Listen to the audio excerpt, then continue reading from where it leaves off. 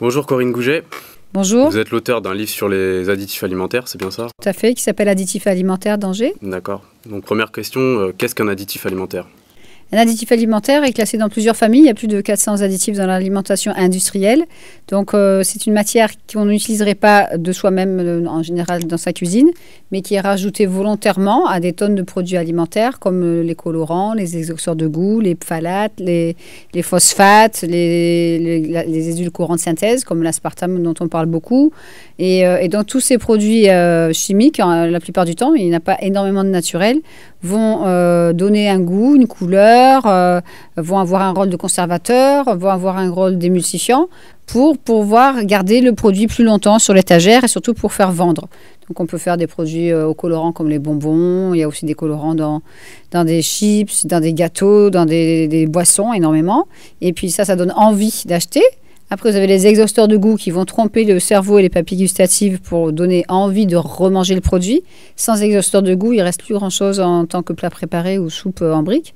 Et puis après, vous avez les édulcorants qui est une famille d'additifs quasiment tous dangereux, à part la stevia pure. Et là, ces édulcorants sont censés permettre d'éviter le diabète, par exemple, ou d'éviter de grossir. Et c'est tout le contraire.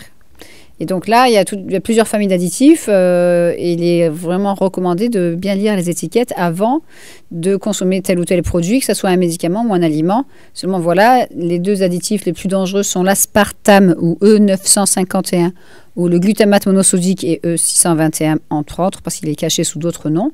Et ces deux-là font baisser la vue. Donc on ne peut plus lire les étiquettes. D'accord. Quels sont les produits de consommation à éviter? La plus dangereuse, ça sera l'aspartame et le glutamate monosodique. Mais par exemple, les produits de consommation, je ne sais pas, les chewing-gums. Alors, l'aspartame en France, c'est d'abord l'industrie des chewing-gums qui est plus importante. Il y a aussi des petits bonbons sous différentes marques sans sucre qui sont assez dangereux, mais on imagine que c'est aux plantes ou que c'est bon pour la laine parce qu'on a fumé ou parce que... etc., etc. Après, on a les boissons qui contiennent énormément d'aspartame. Donc, il y a les sodas les plus connus.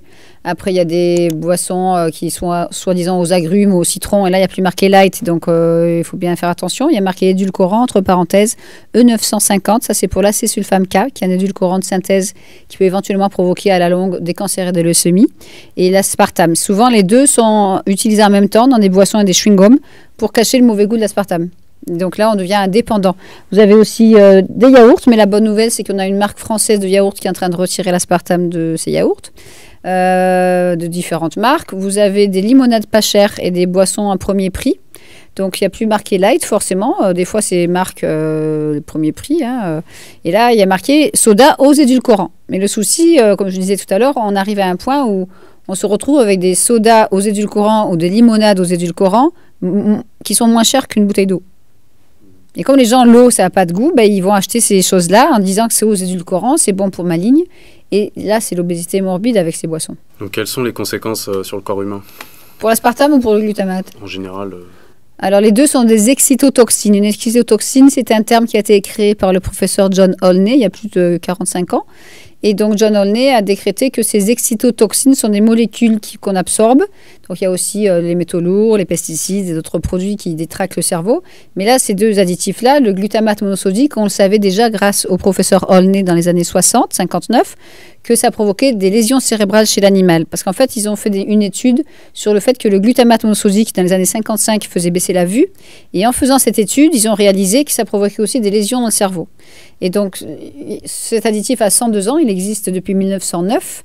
Et tous les 10 ans, selon le neurologue, le docteur Russell Blaylock aux États-Unis, ils ont non seulement modifié le nom du glutamate monosodique, c'est pas que glutamate de sodium ou monosodique, c'est 30 à 40 noms différents qui sont aussi dans mon livre. Et dans les produits bio, on a mis les mots extrait de levure.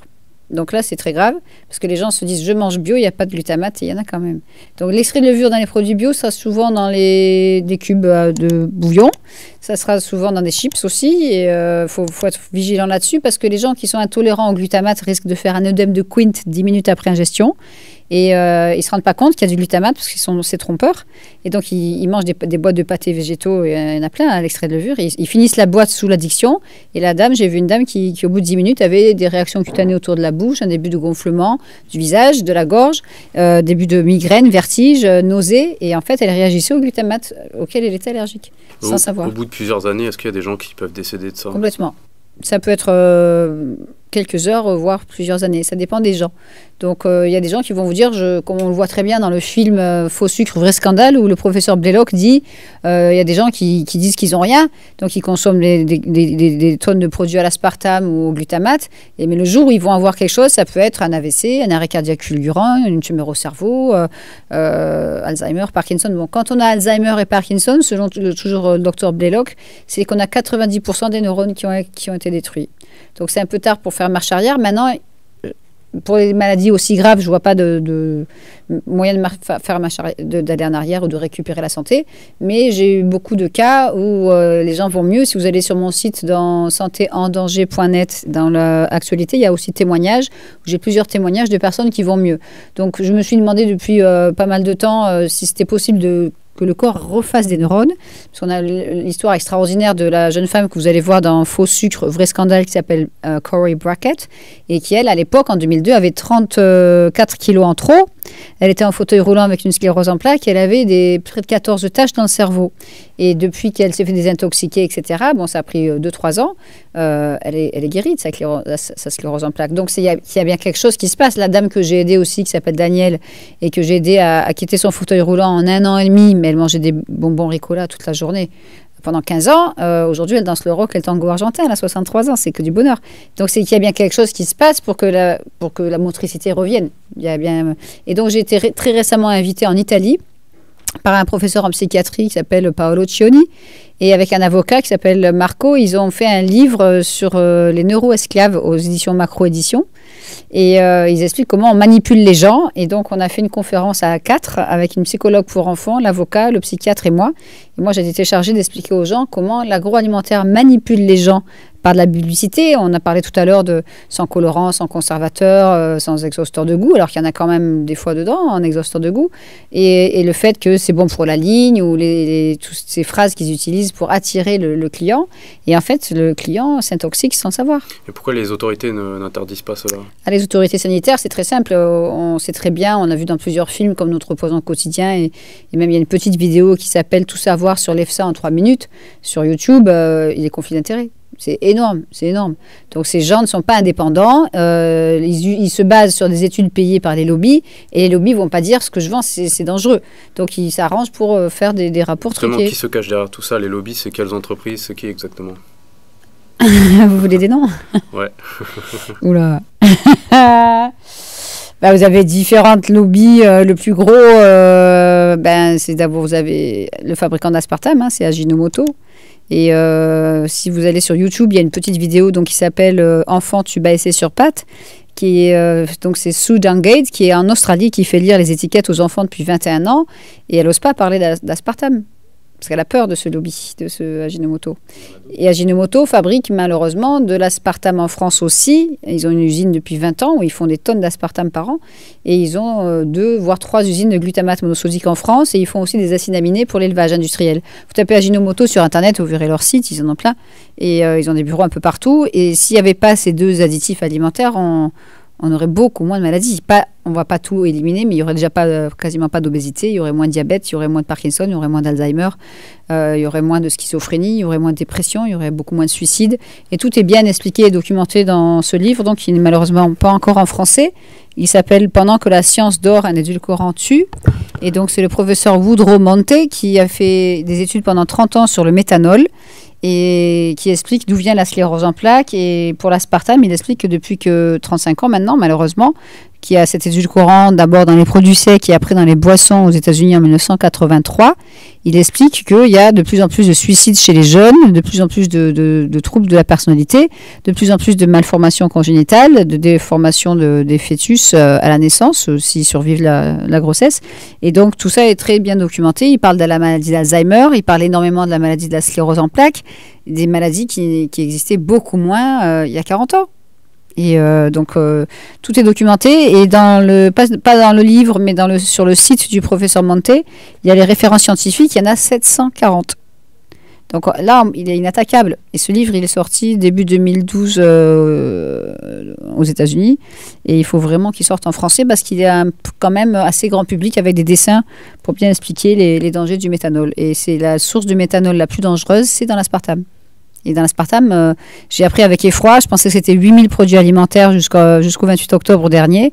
Et j'ai appris qu'en fait, c'est 14 000 produits alimentaires. Donc, c'est énorme, c'est gigantesque. Alors, aux États-Unis, l'auteur de ce livre, qui s'appelle Dr. H.G. Roberts, qui ne fait plus d'interviews, il a 92 ans, et qui a été quand même filmé par Marie-Monique Robin aux États-Unis, et c'est pas dans le film, et ça c'est très regrettable, mais lui, le Dr. Roberts, qu'on voit dans le film Faux sucre, vrai scandale, parle de génocide aux États-Unis.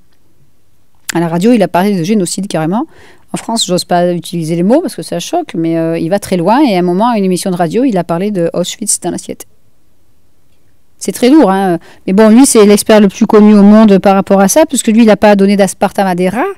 Il a vu des gens venir le voir à l'hôpital en Floride pendant 20 ans, qui prenaient un ou des produits à l'aspartame et qui étaient tous malades. Donc, il a analysé tout ça pendant 20 ans et il a fait ce livre qui est sorti en 2002, et qui fait 1020 pages. Donc, moi, ce livre, je l'ai beaucoup utilisé, comme vous voyez, et j'ai vu plein des milliers de gens malades avec les mêmes symptômes. Donc, il n'y a pas de fumée sans feu. Je veux dire, on peut bien sûr avoir des migraines parce que on a trop travaillé, on s'est concentré, ou c'est un peu héréditaire des fois. On peut avoir des problèmes de vue ou perdre ses cheveux parce que c'est héréditaire. On peut être fatigué parce qu'on a fait un peu trop de sport ou on est stressé. Mais si on prend un ou des produits à l'aspartame, même si c'est une petite dose tous les jours, et qu'on a les cheveux qui tombent, la vue qui baisse, les sauts d'humeur, les trous de mémoire, les crampes, les tremblements des jambes, là, il faut se poser des questions. Moi, je vous garantis, le questionnaire qui est dans ce livre, je l'ai rempli avec plus de 160 personnes. Au minimum, c'est 3-4 effets secondaires, c'est très rare, mais en général, c'est 35. Et les adolescents, c'est entre 15 et 20 effets secondaires de la liste. Des exemples d'effets secondaires?